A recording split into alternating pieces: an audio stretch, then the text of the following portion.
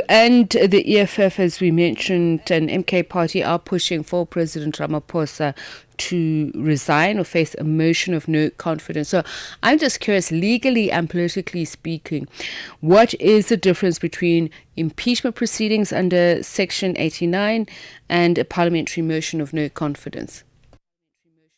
A motion of no confidence, once it passes, it means the president will still retain his benefits, will still retain his status as a former head of state.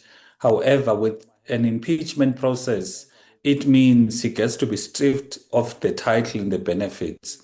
And once you have a motion of no confidence that passes, it does not stop the impeachment process. It's not either or. It's not a case whereby once there's a motion of no confidence, there can't be an impeachment process.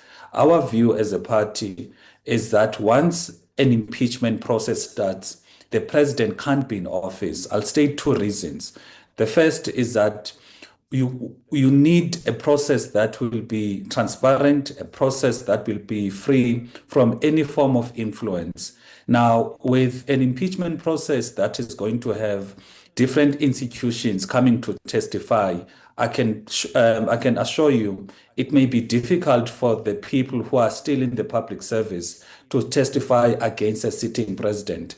We saw how it happened with the Reserve Bank when the law says if you have foreign currency, you must report to the Reserve Bank within 30 days.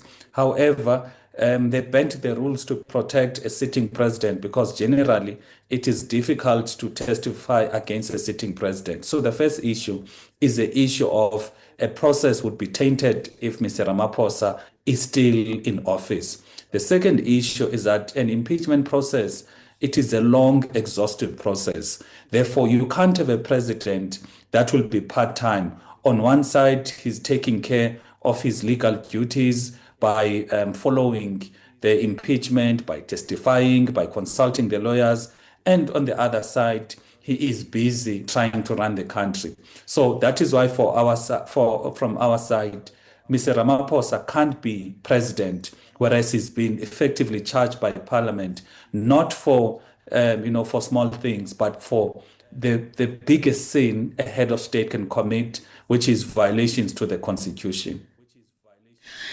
And just looking back at what happened, that parliamentary process, a lot of the critics were saying that the outcome became what it was because of a patronage that the ANC was protecting President Ramaphosa. But I'm more interested in, the accountability mechanisms and whether they're working or not. So what failed at that time and what should the Constitutional Court ruling effectively enable as a result of the judgment?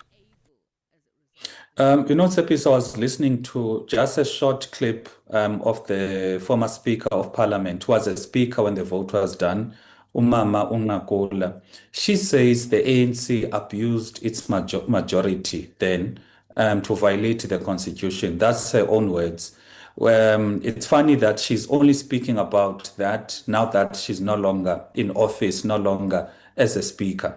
So the crisis that we have in Parliament, it is the ANC taking decisions that are against the Constitution in order to protect their president.